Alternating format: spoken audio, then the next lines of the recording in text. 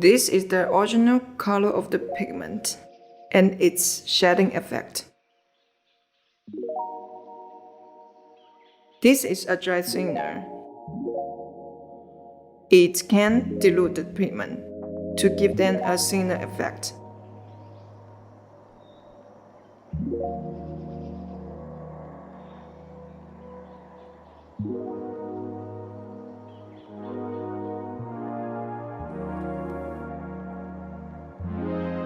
This is magnet.